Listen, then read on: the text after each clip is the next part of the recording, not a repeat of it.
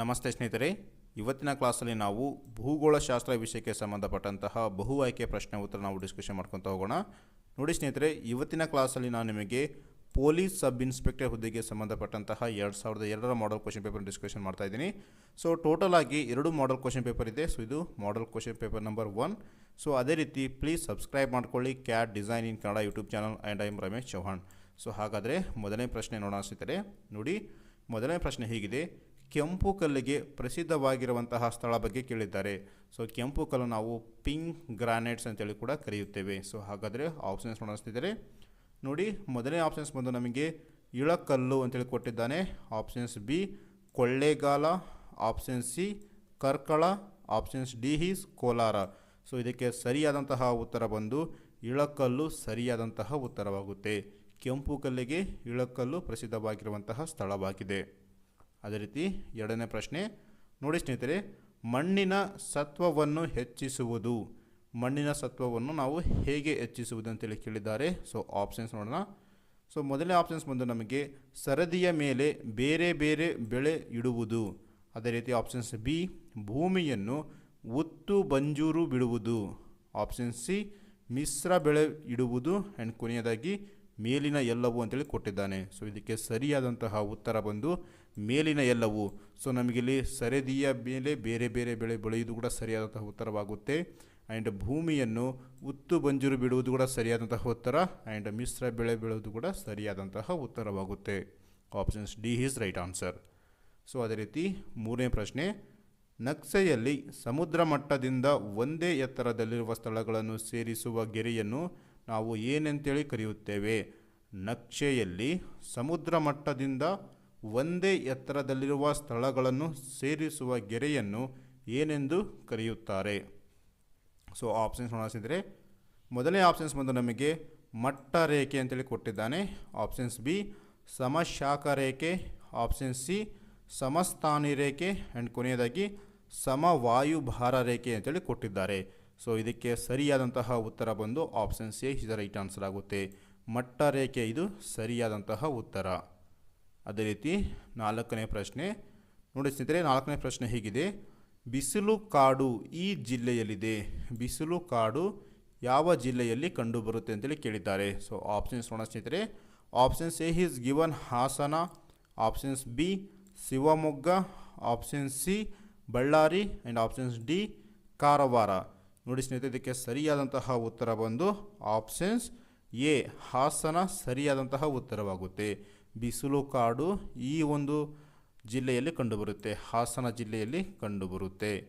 So ಅದೇ ರೀತಿ ಐದನೇ ಪ್ರಶ್ನೆಗೆ ಹೋಗೋಣ ಸ್ನೇಹಿತರೆ. ನೋಡಿ, ಅಂಟಾರ್ಟಿಕಾದಲ್ಲಿರುವ ಭಾರತೀಯ ಸಂಶೋಧನಾ ಕೇಂದ್ರದ ಹೆಸರು ಬಗ್ಗೆ ಕೇಳಿದ್ದಾರೆ.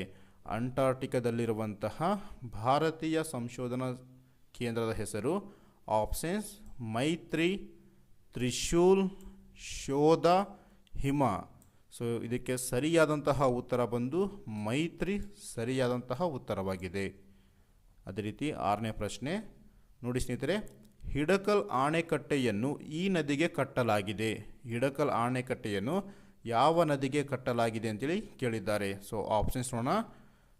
Option C Malaprabha, Bhima, Ghataprabha, Varada. So ಹಾಗಾದರೆ ಇದಕ್ಕೆ ಸರಿಯಾದಂತಹ ಉತ್ತರ ಬಂದು ಘಟಪ್ರಭಾ ಸರಿಯಾದಂತಹ ಉತ್ತರವಾಗುತ್ತೆ. ಹಿಡಕಲ್ ಆಣೆಕಟ್ಟು ಸೊ ಯಾವ ನದಿಗೆ? ಘಟಪ್ರಭಾ ನದಿಗೆ ಕಟ್ಟಲಾಗಿದೆ. ಅದೇ ರೀತಿ ಏಳನೆಯ ಪ್ರಶ್ನೆ, ಯಾವ ರೀತಿಯ ಮಣ್ಣು ನೆನೆದಾಗ ಉಬ್ಬುತ್ತದೆ ಮತ್ತು ಒಣಗಿದಾಗ ಬಿರಿಯುತ್ತದೆ?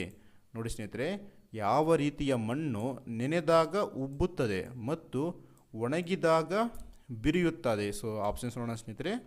ಸೊ ಮೊದಲನೇ ಆಪ್ಷನ್ಸ್ ಬಂದು ನಮಗೆ ಮೆಕ್ಕಲು ಮಣ್ಣು ಅಂತೇಳಿ ಕೊಟ್ಟಿದ್ದಾನೆ.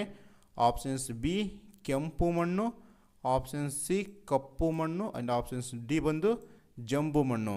ಸೊ ಇದಕ್ಕೆ ಸರಿಯಾದಂತಹ ಉತ್ತರ ಬಂದು ಕಪ್ಪು ಮಣ್ಣು ಸರಿಯಾದಂತಹ ಉತ್ತರವಾಗುತ್ತೆ. ಸೊ ಅದೇ ರೀತಿ ಎಂಟನೇ ಪ್ರಶ್ನೆ, ತಮಿಳುನಾಡಿಗೆ ಅತಿ ಹೆಚ್ಚಿನ ಪ್ರಮಾಣದ ಮಳೆ ಬರುವುದು ಸೊ ಯಾವುದರಿಂದ ಅಂತೇಳಿ ಕೇಳಿದ್ದಾರೆ. ತಮಿಳುನಾಡಿಗೆ ಅತಿ ಹೆಚ್ಚಿನ ಪ್ರಮಾಣ ಮಳೆ ಬರುವುದು.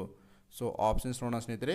ಸೊ ಆಪ್ಷನ್ಸ್ ಎ ನೈಋತ್ಯ ಮಾರುತಗಳಿಂದ, ಆಪ್ಷನ್ಸ್ ಬಿ ಈಶಾನ್ಯ ಮಾರುತಗಳಿಂದ, ಆಪ್ಷನ್ ಸಿ ವಾಯುವ್ಯ ಮಾರುತಗಳಿಂದ ಆ್ಯಂಡ್ ಆಪ್ಷನ್ಸ್ ಡಿ ಈಸ್ ದಕ್ಷಿಣ ಮಧ್ಯ ಮಾರುತಗಳಿಂದ ಅಂತೇಳಿ ಕೊಟ್ಟಿದ್ದಾನೆ.